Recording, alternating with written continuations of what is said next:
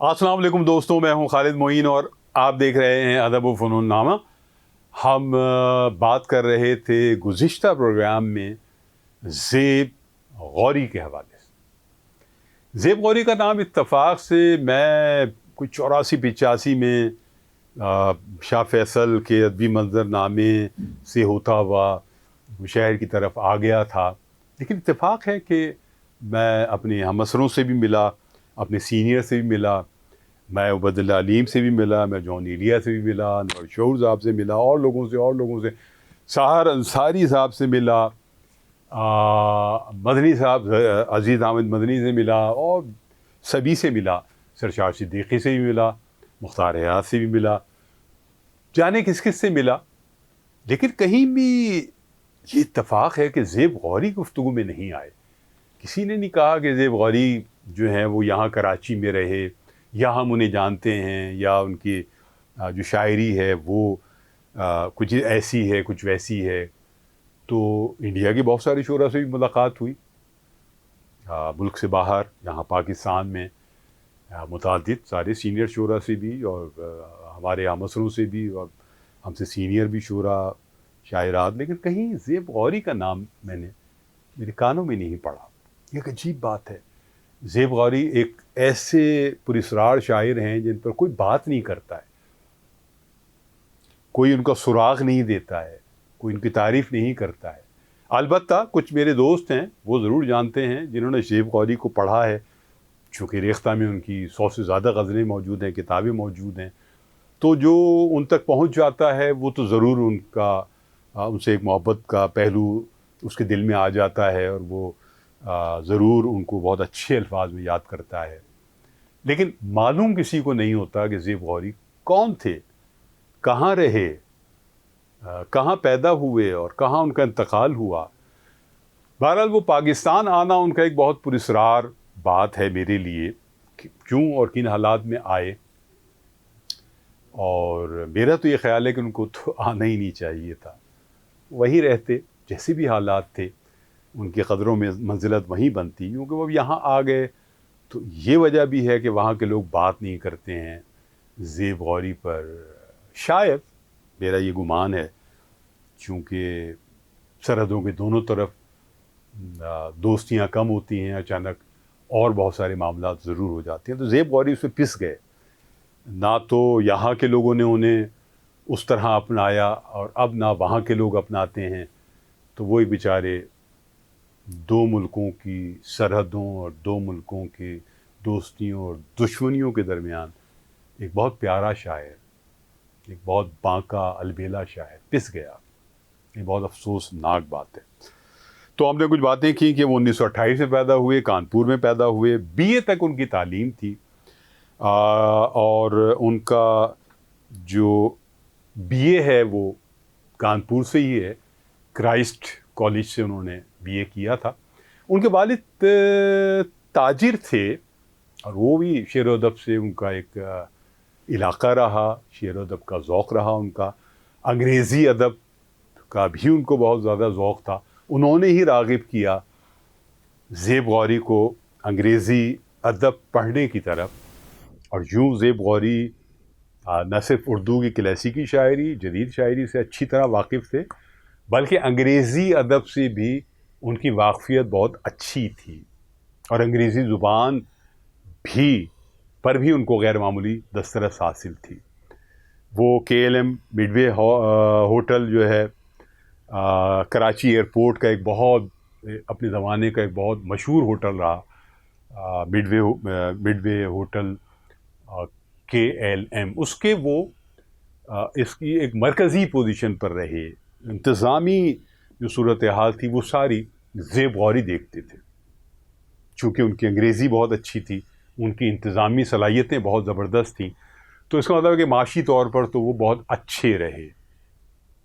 Model colony में ही उनका क़याम रहा, ये भी मालूम हुआ, और ये हमारे डॉक्टर मुख्तार सिद्दीकी साहब ने ही बताया कि क्योंकि वो एयरपोर्ट पर जॉब करते थे KLM मिडवे होटल में, तो मॉडल कॉलोनी करीब है वहाँ, तो वहीं से वो अपनी जॉब पर आ जाते थे, और फिर वहाँ से मॉडल कॉलोनी चले जाते थे। ماڈل کالونی اس زمانے میں ظاہر ایک بہت اچھا ایک علاقہ تھا، ستھرا علاقہ تھا اور ایک نیا علاقہ تھا. زیب غوری زرد زرخیز ان کا مجموعہ، چاک ان کا مجموعہ جو مرنے کے بعد آیا، زرتاب ان کا مجموعہ جو وہ بھی انتقال کے بعد آیا، اس کے بعد کہ ان کا کلیات آیا وہ بھارت سے آیا، اور یہ سب مجموعے ان کے کراچی اور کانپور اکیڈمی سے آئے. تو میں نے کچھ شخصیت پہ ان کی جو ہے بات کی. مزاجن وہ شاعر تھے، ایسے شاعر تھے جو ایک سچا جیسے شاعر ہوتا ہے، ایک تخلیقی شاعر ہوتا ہے جو ڈوبا ہوا ہوتا ہے اپنے تخلیقی عمل میں، اور پڑھ رہا ہوتا ہے یا لکھ رہا ہوتا ہے، ٹرانس میں ہوتا ہے اور بہت گہرائی میں ہوتا ہے، بہت گہری سوچوں میں ہوتا ہے. لیکن یہ کچھ دکھ بھی تھے ظاہر ہے ان کے ساتھ، کچھ ذہنی مسائل بھی تھے، کچھ ذہنی پیچیدگیاں بھی تھیں. خاموش زیادہ رہتے تھے، گفتگو کم کرتے تھے، تنہائی پسند تھے. ظاہر ہے جن حالات میں وہ کانپور سے یہاں آئے ہوں گے یا انڈیا کے کسی اور شہر سے کراچی جیسے شہر میں آئے ہوں گے تو مسائل تو ہوں گے ظاہر. اب کیا مسائل تھے اور کیوں وہ یہاں آئے، کن حالات میں آئے، تو یہ ایک سوال ہے بہت بڑا. لیکن اس کے اثرات ان کی شخصیت پر پوری طرح نمایاں رہے، اور پھر وہ ان کی شاعری میں بھی وہ دکھ ہیں، وہ خلا ہے، وہ تکلیف ہے. اور چونکہ وہ وجودی شاعر بھی ایک سطح پہ رہے تو ان کی ہاں یہ چیزیں جو ان کا سخن ہے اسے بہت نمایاں ہو کر آتی ہیں. لیکن کیا بہت زیادہ پیچیدگیاں ہیں ان کی شاعری میں، کیونکہ وہ جدید شاعر تھے، جدید حیثیت کے شاعر تھے، تو کیا ان کا کلام ایسا ہے جس میں معنی کی ترسیل نہیں ہوتی، جس میں آپ وہاں تک نہیں پہنچ سکتے جہاں شاعر آپ کو پہنچانا چاہتا ہے، اور وہ خود اپنے راستے میں، اپنے سخن میں، اپنے خیال میں کچھ ایسی ٹیڑھ پیدا کر دیتا ہے کہ قاری کو وہاں تک پہنچنے میں دشواری ہو اور وہ کہیں بیچ میں رہ جائے. میں نے ان کی جتنی شاعری پڑھی ہے یا جتنے بھی احباب نے شاعری پڑھی ہوگی، ایسا بالکل نہیں ہے. یہ بھی نہیں ہے کہ ان کی شاعری بہت سادہ بیانی کی شاعری ہو، ایسا بھی نہیں ہے. اور یہ بھی نہیں ہے کہ ان کی شاعری بہت زیادہ پیچیدگیوں سے بھری ہوئی ہو، ایسا بالکل نہیں. ہاں خیال کی پیچیدگیاں ان کے اندر تھیں، ان کے دکھ بھی تھے، ان کے عذاب بھی تھے، ان کے ثواب بھی تھے، ان کی جمالیاتی الجھنیں بھی تھیں. ان کا ایک محبوب بھی ہے ان کی غزل میں، ہرچند کہ تغزل ان کے یہاں اس طرح موجود نہیں ہے جیسے داغ کا ہے، جیسے جگر کا ہے، ایسا نہیں ہے. اور غالب کے بہت وہ عاشق رہے، ایک سطح پر مقلد بھی رہے، لیکن وہ ایسی پیروی غالب کی نہیں کی کہ وہ آپ کہیں کہ بالکل ہی غالب کا لہجہ اپنا لیا، ایسا بالکل نہیں ہے. غالب کی جو ویژن تھا، بڑا ویژن، اور جو غالب کا انداز بیاں ہے، اور جو غالب کے خیالات ہیں، اور جو غالب کے خیالات کی بلندیاں ہیں، اور جو غالب کا ایک بڑا پن ہے، وہ اس کے معترف ضرور رہے.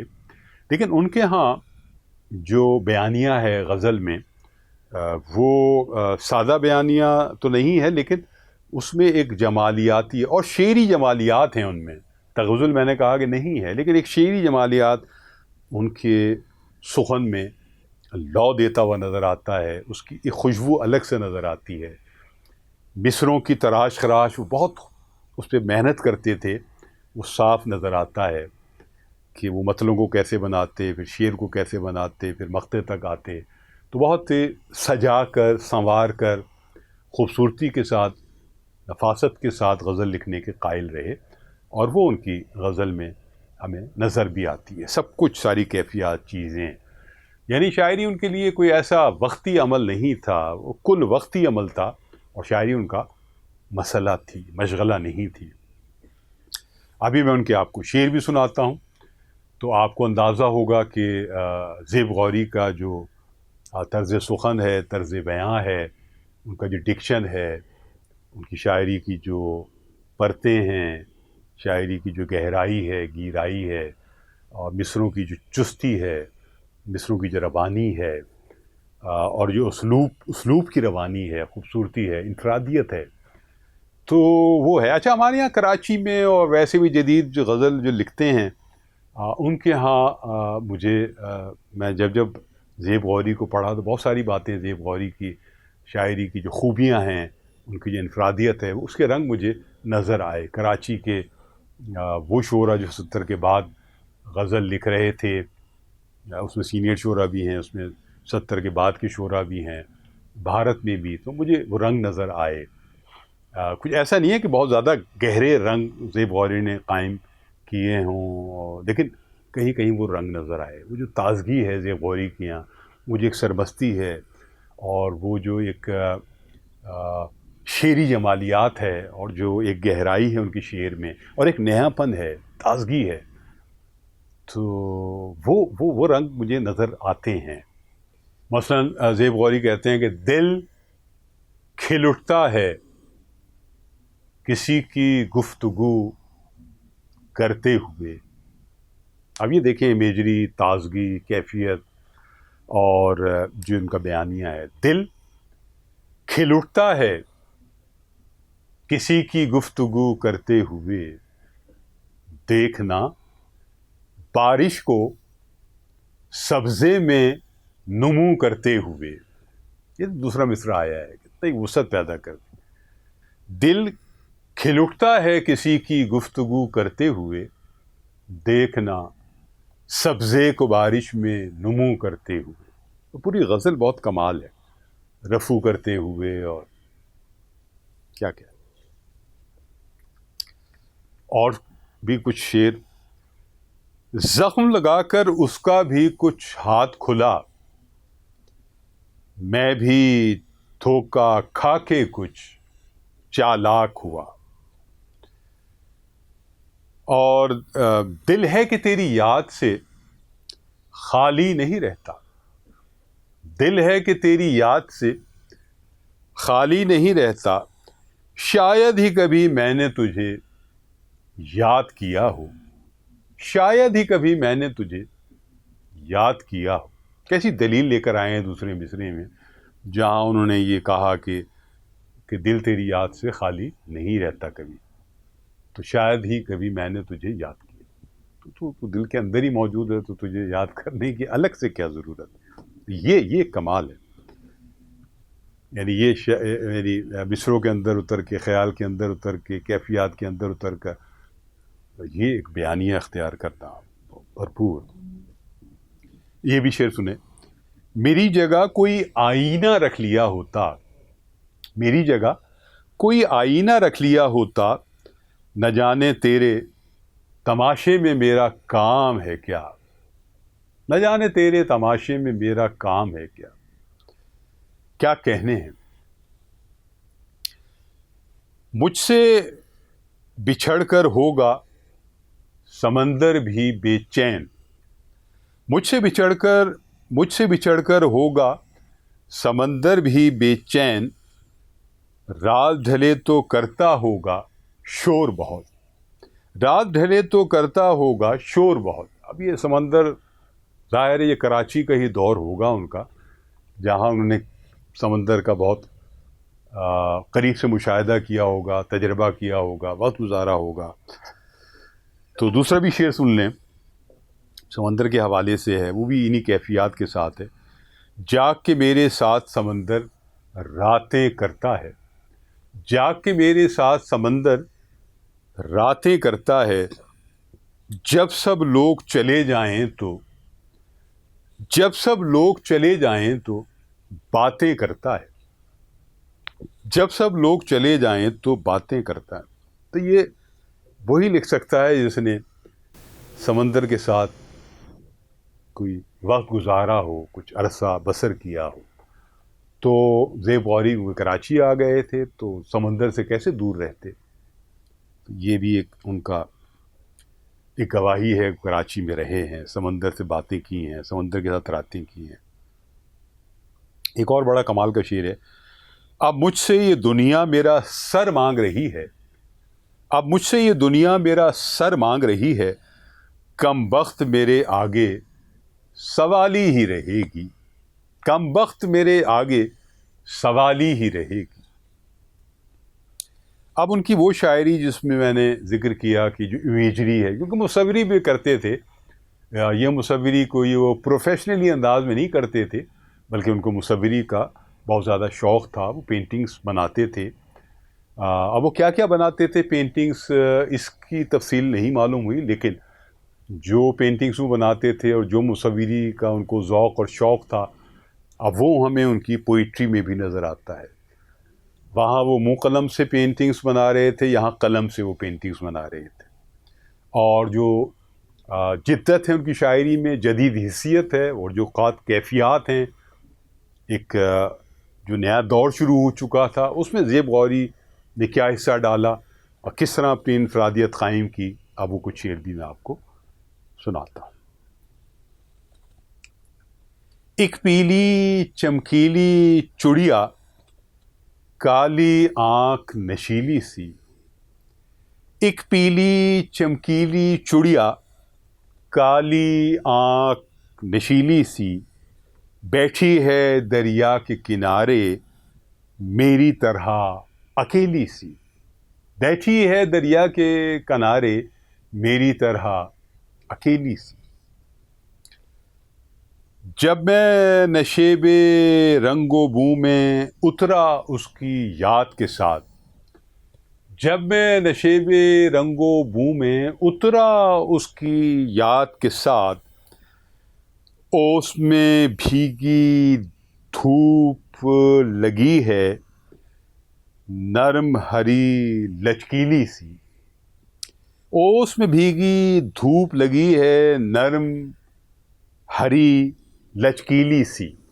اب یہ امیجری دیکھیں، زبان دیکھیں، نئے قافیے دیکھیں. اس میں گرم لہو کا سونا بھی ہے سرسوں کی اجیالی میں. گرم لہو کا سونا بھی ہے سرسوں کی اجیالی میں، دھوپ کی جوت جگانے والے، دھوپ کی جوت جگانے والے سورج گھول پیالی میں. دھوپ کی جوت جگانے والے سورج گھول پیالی میں. کیا بات ہے، کیا بات ہے. دیکھ رہا ہوں بند خدا کی مٹھی ہونے والی ہے. دیکھ رہا ہوں بند خدا کی مٹھی ہونے والی ہے. صبح کے موتی پر اب بھی ہے دھیمی آنچ ستارے کی. صبح کے موتی پر اب بھی ہے دھیمی آنچ ستارے کی.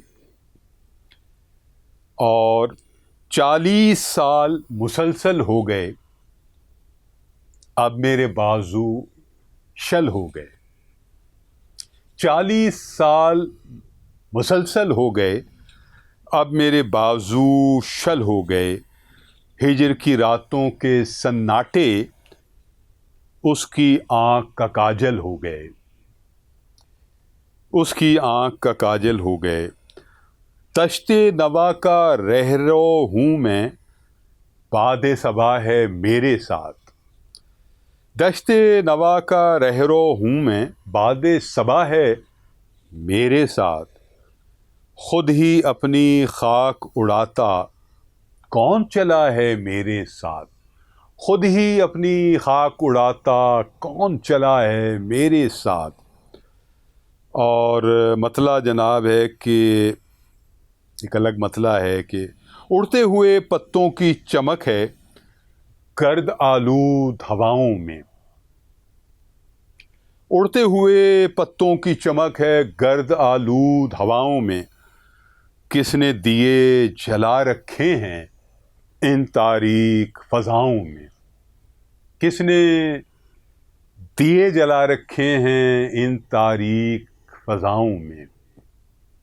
اور ایک آخری شعر تو ان کے اتنے ہیں، اور کیا کیا ذائقے ہیں شعروں میں، کیا کیا کیفیات ہیں، کیا کیا فکر کی سطحیں ہیں، کیا کیا امیجری کی سطحیں ہیں. آپ پڑھتے جائیے اور سر دھنتے جائیے. زیب غوری ایک ایسے شاعر ہیں. فی الحال میں ان کا آخری شعر یہاں پڑھتا ہوں کہ ایک جھونکا، بلکہ مقطع ہے، ایک جھونکا ہوا کا آیا زیب، اور پھر میں غبار بھی نہ رہا۔ ایک جھونکا ہوا کا آیا زیب، اور پھر میں غبار بھی نہ رہا۔ تو زیب غوری میرے لیے ایک بہت بڑا ان کی زندگی ایک سوالیہ نشان تھی۔